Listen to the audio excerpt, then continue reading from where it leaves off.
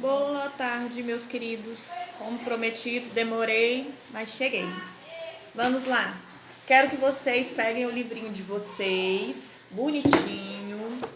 Quero que vocês vão lá para a página que faltou a gente ver ainda, né? Então, o capítulo 6, na página 16 do livro de vocês. Nas aulas anteriores, nós estávamos falando um pouco sobre o Fernando Pessoa. Então, a gente começou com a parte ortônima, né, em que ele fala como o próprio Pessoa, ortônimo por ele mesmo. Depois passamos para as partes das heteronímias, né? Começamos com os heterônimos, o Alberto Caeiro, primeiro de todos, né, considerado aí o pai de todos os heterônimos, autodidata, sensacionista, com uma linguagem simples, né, que vivia no campo, altamente sensacionista, utilizava-se aí de os versos livres, né, de uma linguagem mais objetiva e mais direta. Passamos depois para o nosso amigo Ricardo Reis, que em sua biografia tem a parte de ele ter vindo ao Brasil porque ele era monarquista e a monarquia em Portugal havia entrado em declínio e tinha acabado, né? Então ele se exilou no Brasil. O Ricardo Reis já era um poeta mais clássico, né? Era médico, tinha estudado, era pagão, né? Era o único heterônimo que o próprio Fernando Pessoa não tinha definido o momento da morte dele, né? O que possibilitou que o nosso querido José Saramago criasse o livro lá, o ano em que Ricardo Reis morreu, né? Então ele teve a possibilidade de criar aí esse diálogo com o Fernando Pessoa através da criação desse livro aí. E chegamos no nosso capítulo 6, os nossos dois últimos heterônimos, não é isso? Álvaro de Campos. E é isso que nos interessa a partir de agora. Livrinho de vocês na página 19, bonitinhos. Vamos lá, queridos. Peguem o material e vamos lá. Álvaro de Campos. O Álvaro de Campos é considerado pelos estudiosos um dos heterônimos mais importantes do Fernando Pessoa, principalmente porque ele é o único que apresenta fases, né? Todos eles tinham uma biografia. O Álvaro de Campos, ele era engenheiro. Ele primeiro se formou em engenharia mecânica e depois em engenharia naval. E ele estudou na Escócia, numa universidade chamada Glasgow. Então, ele tinha essa instrução aí, esse amor pelas máquinas, pela engenharia e tudo mais, né? No princípio, o nosso amigo Álvaro de Campos, ele se assemelha aí ao Ricardo Reis e ao Álvaro de Campos, ao Ricardo Reis e ao Alberto Caeiro, principalmente por conta da questão sensacionista. Só que enquanto no Caeiro a gente tinha o sensacionismo relacionado diretamente com a questão da natureza, no Álvaro de Campos esse sensacionismo está relacionado diretamente com a modernidade pela qual a sociedade estava passando naquele momento, né? Ele é considerado aí o oposto do Ricardo Reis, né? E ele vai trazer dentro dessas suas fases algumas nuances importantes. Então, a primeira fase dele é chamado de decadentismo. Ele está relacionada principalmente com o simbolismo.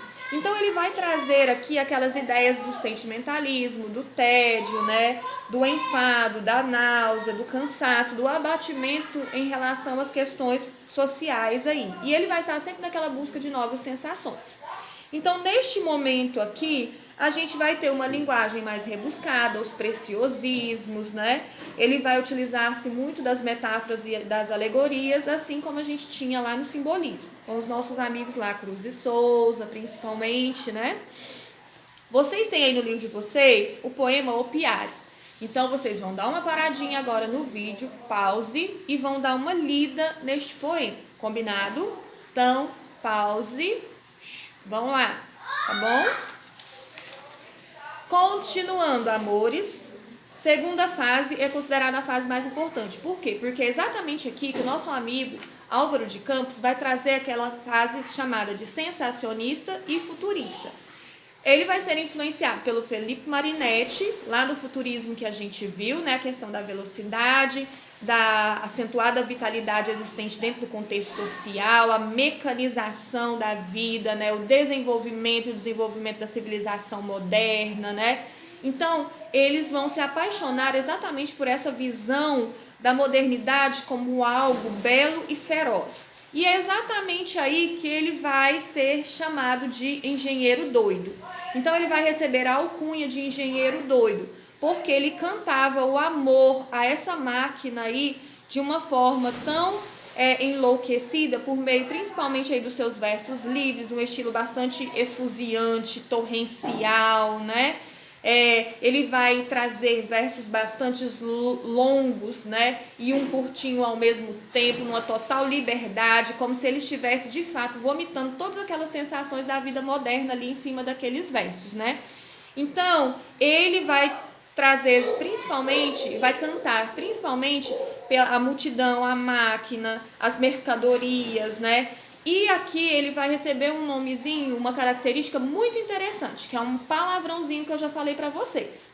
Esteroneurastênico. Esteroneurastênico. Olha que palavrinha bem bonitinha. Por quê? Porque a escrita dele ela vai ser febril, explosiva, repleta de interjeições, de exclamações ali, de interrogações. Então ele vai num momento assim de histeria ali, colocando todo aquele desespero dele dentro das poesias, né? Nós temos aqui no livro de vocês a poesia Ode Triunfal. E vocês vão perceber como ele canta esse amor à máquina de uma forma bem exagerada, que ele diz que as máquinas conseguem a perfeição que o ser humano não consegue. Então ele canta exatamente as máquinas, né? Aí ele vai usar várias onomatopeias falando sobre os sons das máquinas e tudo mais. Ok, queridinhos? Pausazinha de novo no vídeo. Vão aqui na páginazinha 20 e leiam o poema Ode Triunfal. Combinadinho? Voltamos aqui, continuando aqui nosso momento, vamos para a terceira fase do nosso amigo Álvaro de Campos, ok? E o que foi que aconteceu com o nosso amigo, gente? Ele cansou de todo aquele desespero das máquinas, da modernidade, da civilização e tudo mais. E ele começou a voltar para si mesmo, voltar-se para si mesmo. Começar a pensar e refletir um pouco sobre o que estava acontecendo naquele mundo caótico, naquela loucura da modernidade. E é exatamente daí que a gente vem a terceira fase, chamada de fase abúlica, outro nominho bonitinho, abúlica ou intimista, né? Então, essa fase intimista, ela vai trazer exatamente o apagar daquela chama lá explosiva, febril e agressiva que ele tinha lá no futurismo. E aí ele vai ser acometido pelo quê? Pelo desânimo e pela frustração principalmente, né? E aí aqui ele vai resgatar algumas temáticas, como as temáticas relacionadas à questão do sono, do cansaço, da desilusão, de revolta com o mundo em geral, uma vez que ele se sente um inadequado, inadaptado no mundo, né? E essa questão da inadaptação social vai vir com bastante força. Então ele vai retomar um pouquinho aquela primeira fase simbolista, com relação aí às questões temáticas, né? Então aqui nós vamos ter um momento de tom melancólico, reflexivo, né?